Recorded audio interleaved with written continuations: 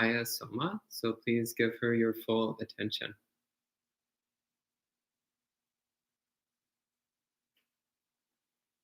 All right, thank you, Bante.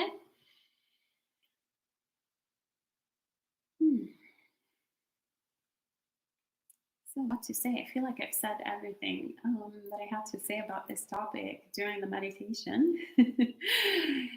So the subject is mind and feelings, and the reason why we're discussing about this subject was because we just finished the Satipatthana retreat with Bhante Sudhazo, and a few questions came up from people who were curious about the way that I was practicing, in particular mindfulness of mind and mindfulness of feelings. And so I feel like I've shared it already during the meditation, more or less. So the end. But perhaps I'll elaborate further. So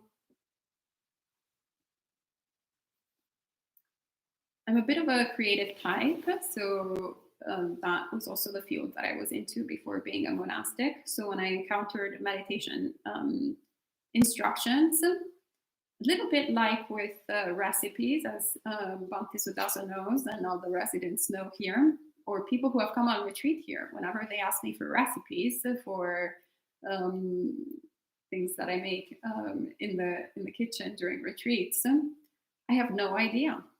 Because I don't have any recipes. It's not really the way that we cook where I come from in Italy. So it's generally, the instructions are how much salt, quanto basta, which means just what is right, or a little bit of this and a little bit of that, you know. So in the same way, when I approached the meditation instructions, I kind of had a sort of idea of what to do. I got the ingredients together and I started working, practicing, looking at my mind, how my mind responded, and sort of understanding what were the hindrances, what were the issues, what could be used in my advantage, and what could be used, what could be, like what was something that was against what I was perceiving that was a flaw that I could turn around and use it as an asset in order to purify the mind. So I started sort of shaping up my practice by watching my emotions, because that was the strongest thing that was happening in my experience. And I think I've spoken about it already in the past, actually at the beginning of when we started doing the live streams. So especially at the beginning of my practice, I had very strong emotions appearing in the mind. I used to suffer from strong depression and strong elation. Very rarely I would have in-between states. It was either this is the best day of my life or this is the worst day of my life. And all these strong emotions were very difficult to bear. And when I started practicing, the different instructions that were given to me were very difficult for me to do, because there was so much going on in the mind. So that was kind of like the flaws. The restless mind was the sort of quote unquote the flaw, or the strong obsessive tendencies that I had. I would obsess about stuff. I would obsess about emotions. I would obsess about stories, people, everything. Endlessly. So at the very beginning, I was trying to kind of crash all these thoughts, crash all of these sort of tendencies, certain point, I was like, well, instead of putting all this sort of effort into focusing my mind on the breath, or focusing my mind on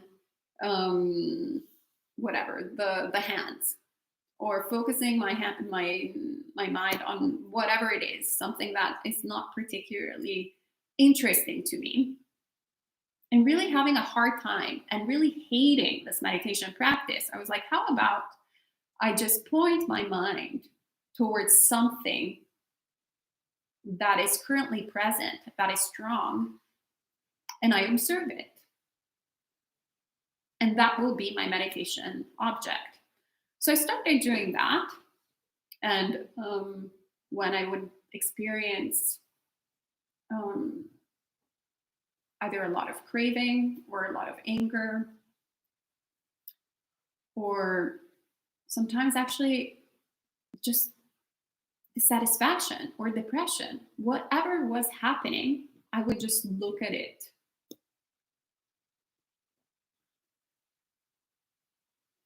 And evaluate, like really start learning from the experience, watching all the different characteristics, no different than the instructions that were given to me in terms of watching the breath or watching the sensations of the hands. It's just that my mind was more interested in understanding why I was depressed, for example.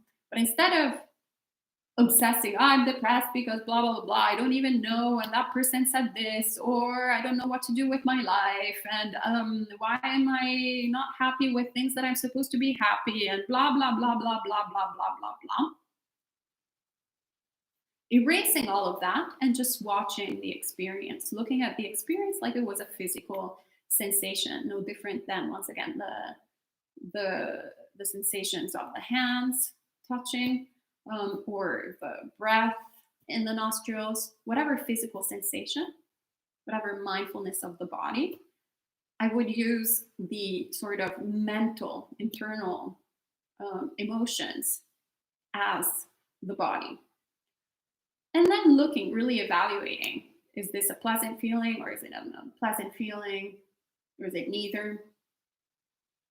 And it was kind of interesting, because instead of going from the Satipatthana to this sort of meditation practice, I actually started, as my understanding of the teachings moved forward, I started placing whatever I was doing within this scheme and kind of understanding, oh, this is mindfulness of mind. Oh, this is mindfulness of feelings. So tracing it back. So it was a bit of a reverse sort of kind of pattern.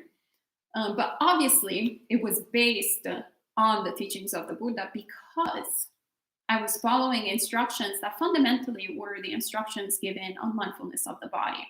It's just that back then I had no idea that the Satipatthana existed, the four Satipatthanas existed, nor I had studied at that point in detail all the different passages. So it was just kind of being creative a little bit with my meditation practice, which also made me very interested in meditation practice to begin with, because it was not something that I was following just some sort of anonymous kind of instructions, or kind of like a recipe on allrecipes.com that you're kind of like, okay, well, I put 300 grams of this, 20 grams of this. Actually, in this country, use a cup of this, 2 spoons of this, half of whatever, quarter pound. I have really weird measurements. And then poof, whatever sort of thing comes up that never really interested me. Whenever I would look at a recipe, I would go, oh, I could switch this with this with that, this with this, which would make the recipe kind of exciting. And then I would make my own version based on all the different recipes that I had somewhat played around with. And this is what works for my mind. So this creates a natural interest in meditation practice, and I have a really great time. I have a great as we now say in Buddhist insights. And it's also what I realized was that this meditation, this way of approaching practice, was always relevant. Because even when I didn't have strong emotions, there was always something present in the mind. So it was kind of like eating ice cream. If you have chocolate ice cream, it has a strong, strong flavor. If you have strawberry ice cream, it has a strong flavor. If you have pistachio, I don't know how you say it, strong flavor. And then if you have after these vanilla ice cream, it's kind of like a bit of a neutral flavor, it's vanilla. But because you've paid attention to the sort of more strong flavors, then vanilla, you're actually really looking at the qualities of vanilla and you're understanding, oh, this is kind of a neutral flavor, but it also has flavor. So you become acquainted and it's a pleasant experience, even when it's unpleasant. I don't like particularly chocolate ice cream, for example.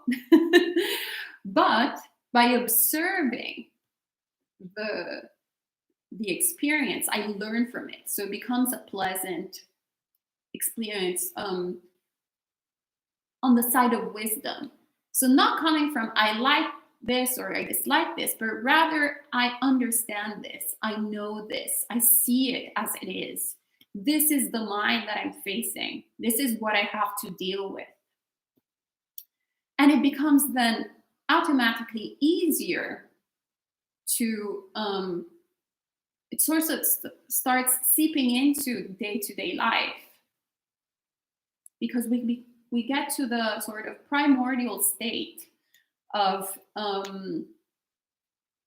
our experience. So then, instead of thinking that we're the victims of our emotions, we start understanding that the emotions are not who we are. They are not defining us. They are something impermanent, arising and ceasing. And it's totally okay. And we also acknowledge the absence of unpleasant mind states and treasure them. Really understand, wow, this is wholesome in a different way than the absence, for example, of craving when I get something. But just cultivating, just looking, watching at the absence of craving altogether.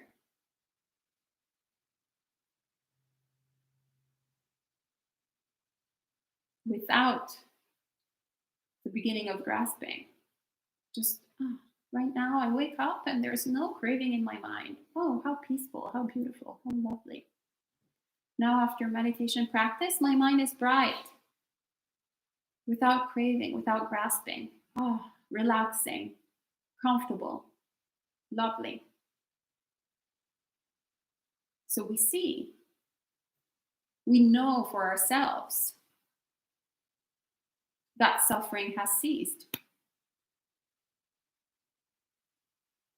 And then when we get back to our patterns again, then we know, we see that suffering is arising, that it's independence.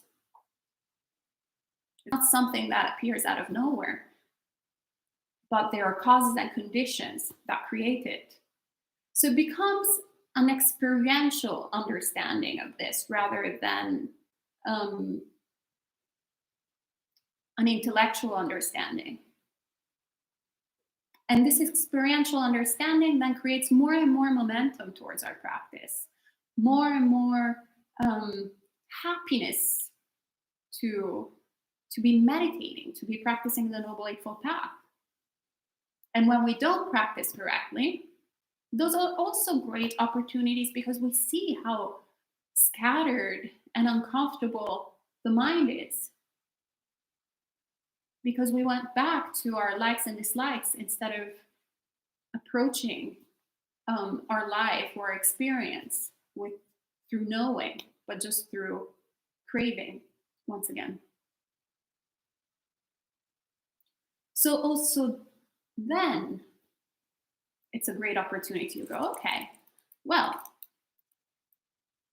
I screwed up, but I remember the experience of when I was actually practicing in accordance to Dhamma, when I was practicing the Buddhist teachings, and there was the light, and there was knowing, and there was the cessation of suffering appearing in the mind. How beautiful. Why would I pick more suffering instead of less suffering? Why would I cultivate this poisoned mental state when I have the option of cultivating a wholesome mental state? Why would I indulge in greed, hatred, and delusion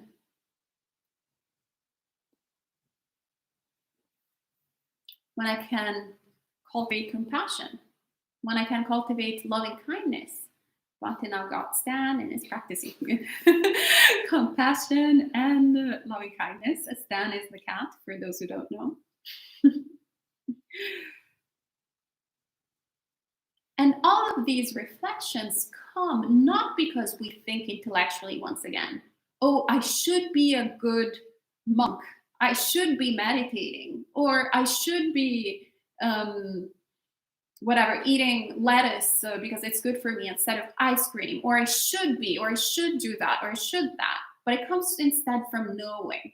We know that lettuce is nourishing and that ice cream produces more and more craving and defilements. It's actually not the ice cream, it's our craving for the ice cream.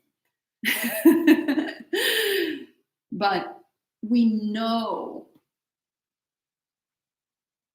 what is good for us. We know what brings peace and happiness on, once again, an experiential level. Not because we think we should, not because someone tells us we should, but because we know. We have experienced that for ourselves. And that's sort of a glimpse of Nibbana. That is a glimpse of what we're here to do, thanks to with the Buddhist teachings. The work that we have to do. So, I think that's all I have because I feel like Bhante spoke so much already during this past weekend. So that's all I have to say. Well, thank you, Ayya Soma, for that lovely Dhamma talk. And at this time, if anyone has any questions or comments, please feel free to put them in the live chat and I'll read them out for Ayya.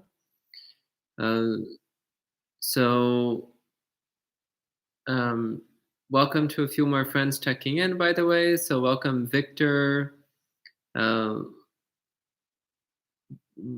Jen, welcome, Jen. Good to see you guys checking in as well. So there was a number of appreciations for the chanting and the meditation. And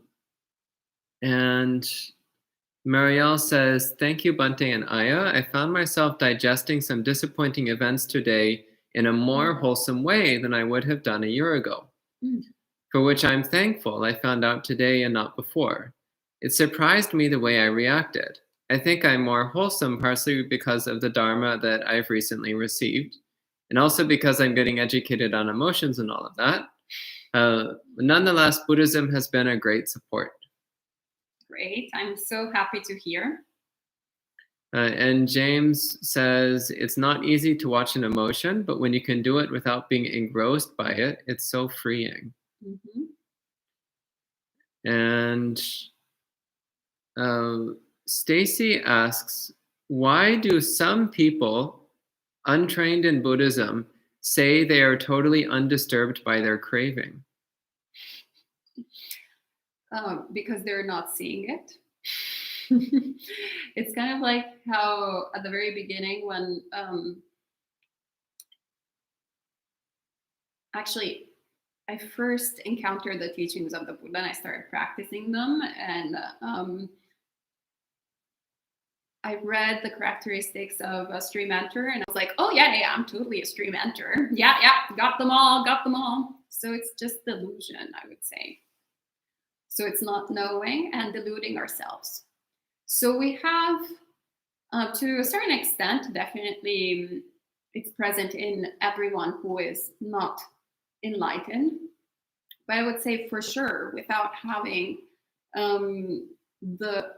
the teachings of the Buddha, then it's very difficult to even be aware, even ask ourselves the question of what's going on. Should I be looking at this or not? So our mind tends to not want to see uncomfortable truths of ourselves.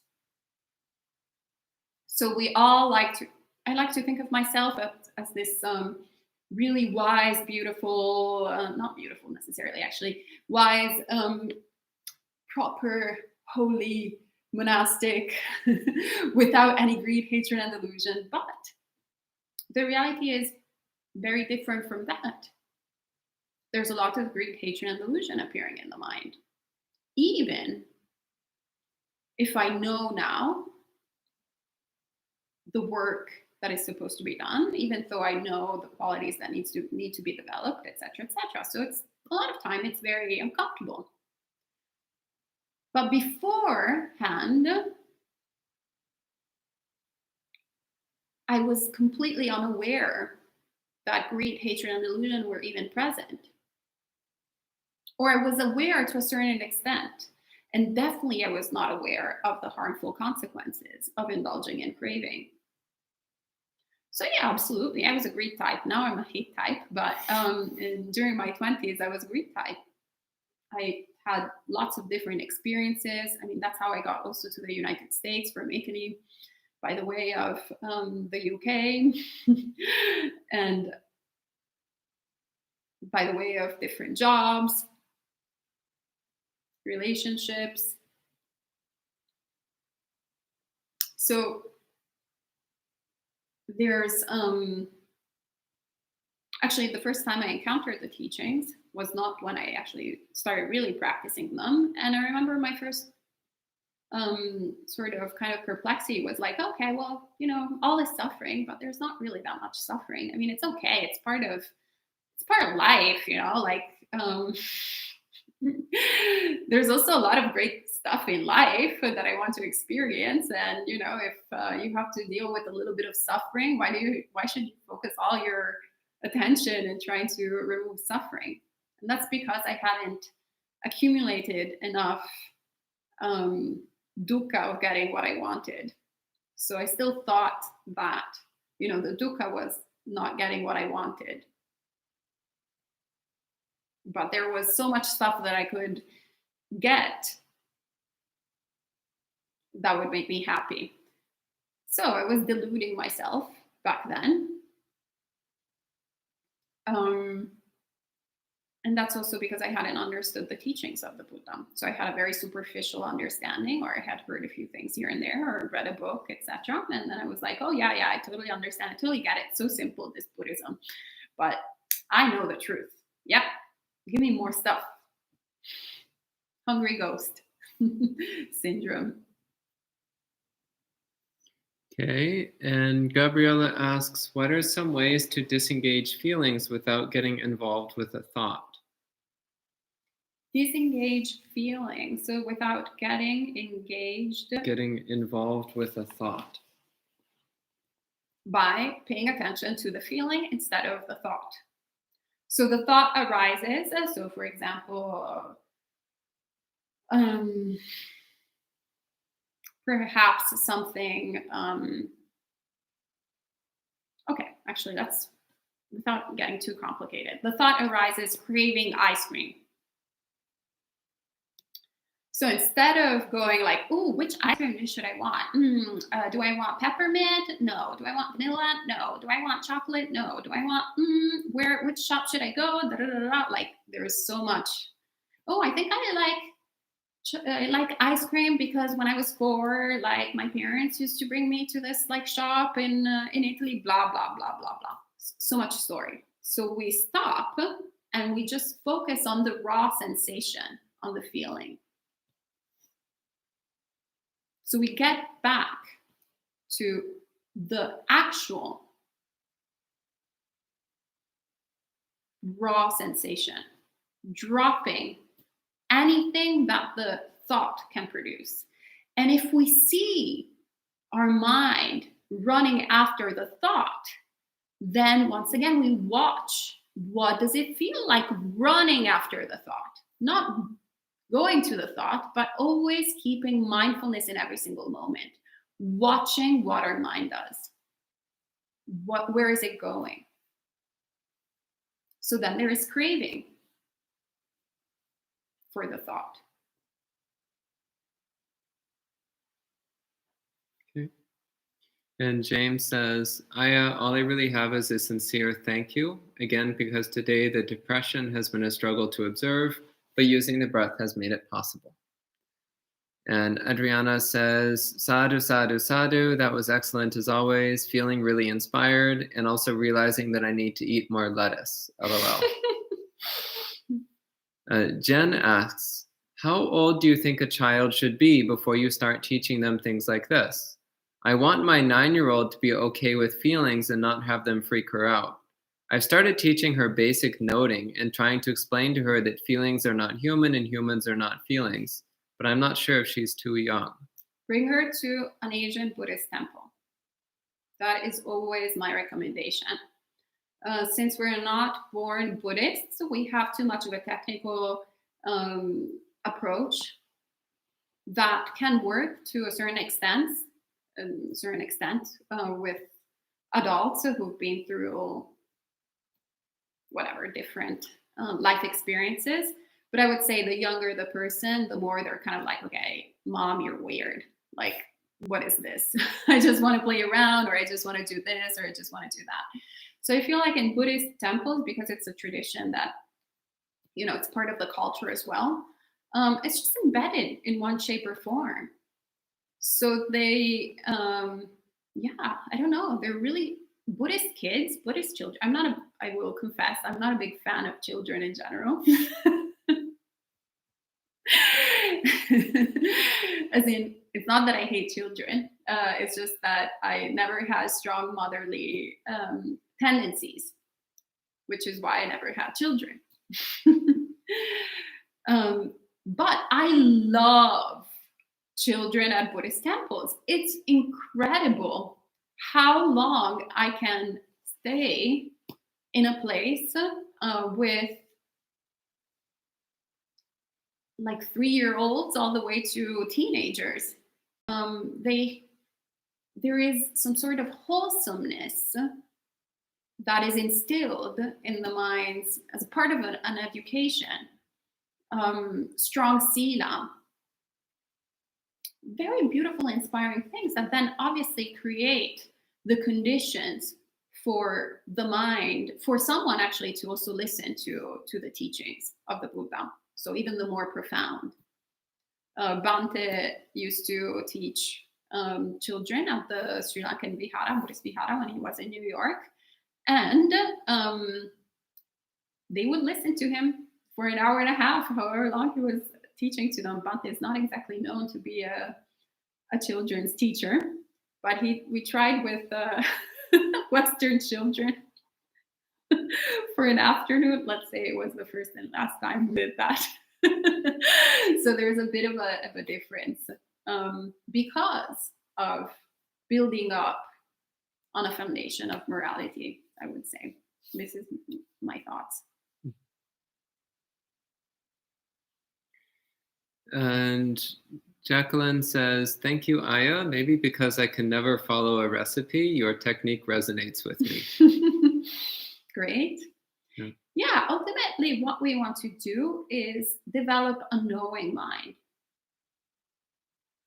So develop the mind of the Buddha. It's not that the Buddha made up stuff.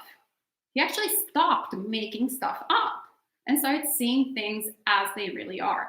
So what we want to see is our mind the way it really is. So without creating a bunch of different ideas and distortions of our experience, including of our mind,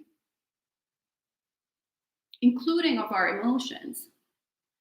And so when we start really getting into it, going, okay, I want to see this, I want to learn from this, that actually becomes a creative process. Because my experience of the mind is slightly different from Bhakti's experience of the mind, which is slightly different from May's experience of her mind, and slightly different from your experience of the mind. So the teachings obviously are universal, but the conditions are slightly different, which is why the Buddha never went into particularities. But actually, his meditation instructions are pretty much open-ended. And that creates a lot of room for creativity, but not creativity, once again, in terms of, oh yeah, now I'm going to picture myself like being in the desert, like with my friends and like hanging out and whatever, and creating stories of that sort. No, that is not Buddhist meditation. That is just spacing out and daydreaming. But understanding what is the purpose of practice and getting into it with the wish of understanding the workings of mind, really looking at the mind, watching the mind. And that's when we are really developing wisdom, because we're understanding, we're stopping all the fabrications, and we're actually going, oh, okay, this is what it is. This is a bright mind, this is a dark mind. What's going on here?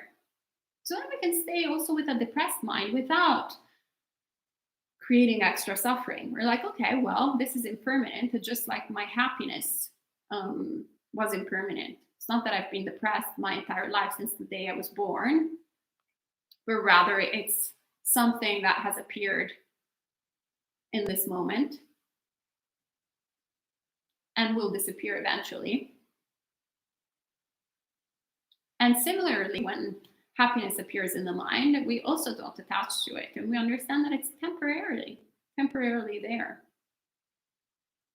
But there are certain things that we can actively cultivate, of course.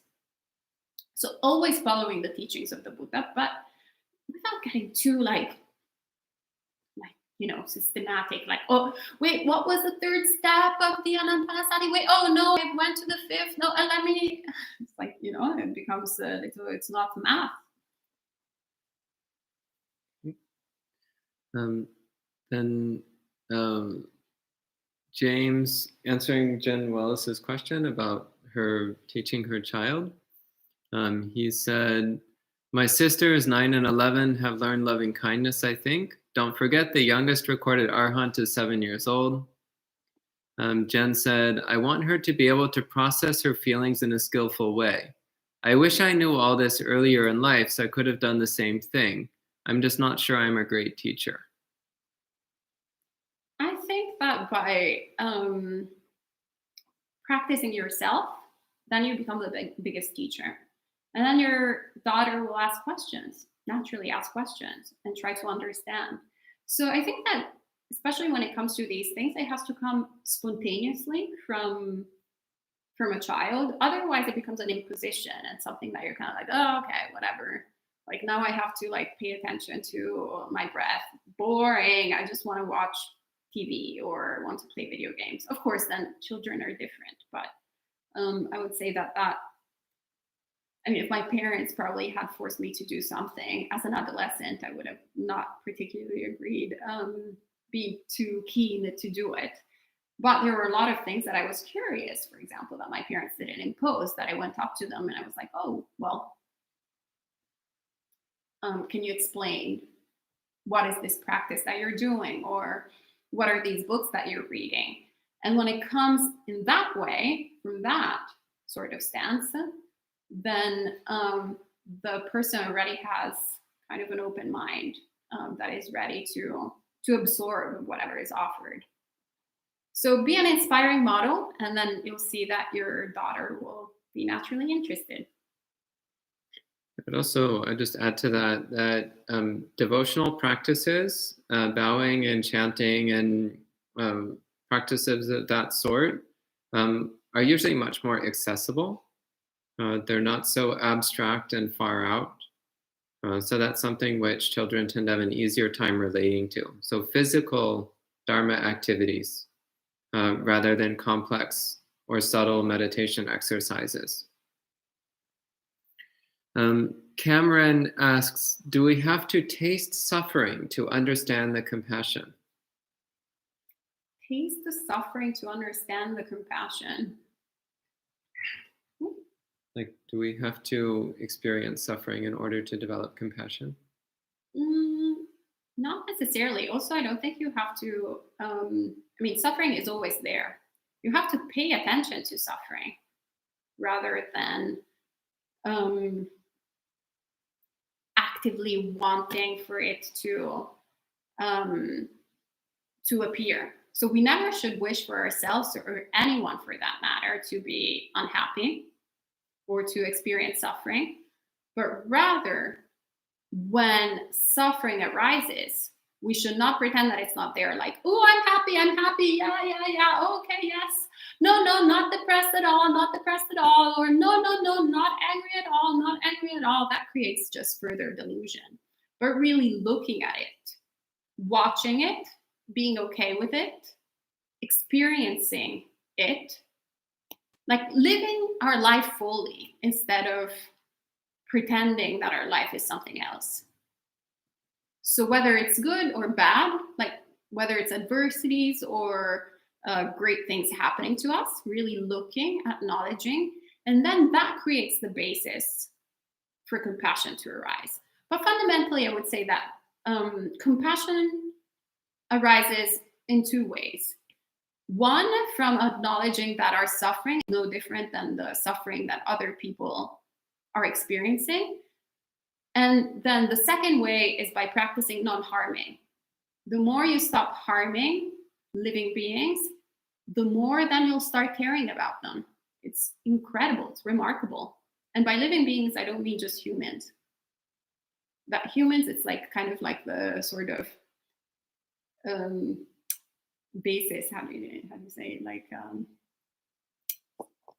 foundation. But foundation is in like, you'd better not, like that's like the basics. The basics, yeah. But you have to like not even insects.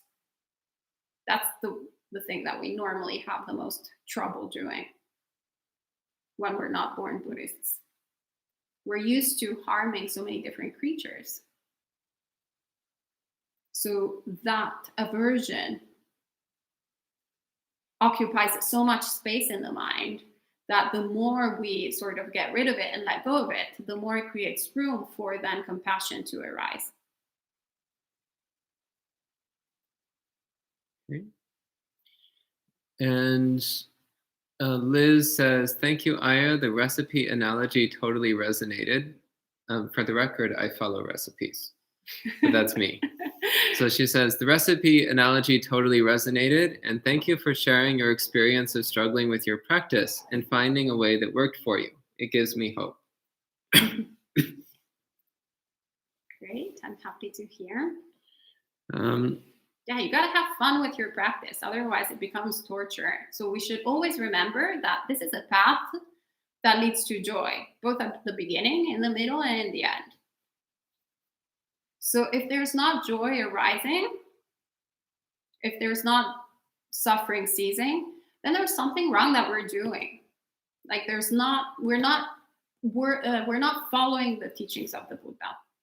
Actually, the suttas are full of all these descriptions of even, I think, kings and just people making remarks of how the disciples of the Buddha were all very joyful and having a really good time. Like all these renunciants were like, yeah, like, having a really pleasant life in comparison to the other renunciants that were all mortified and like suffering and so much dukkha.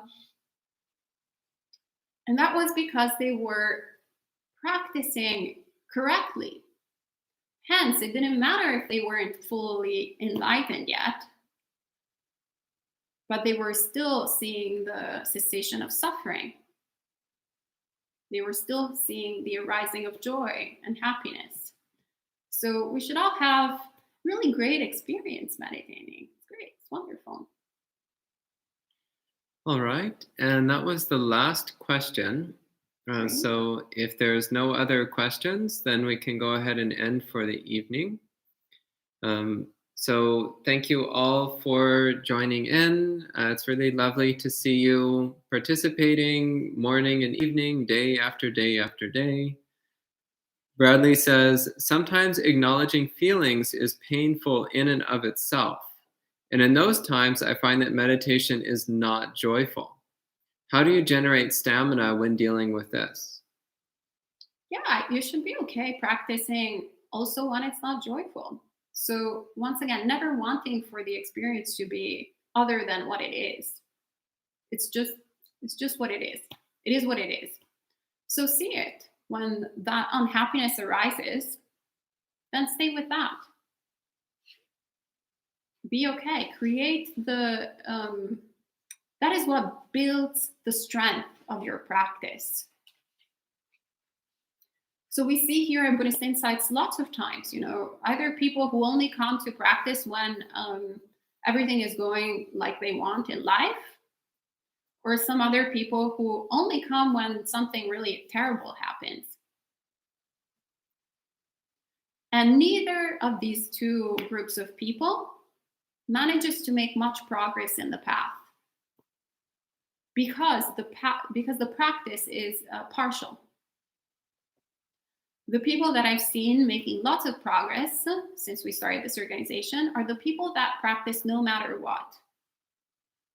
Whether they're depressed, whether they're happy, whether they got the promotion, whether they got fired, whether they're in a great relationship, whether they broke up from their relationship, whatever they're experiencing, they're practicing in accordance to Dhamma. And so then they're understanding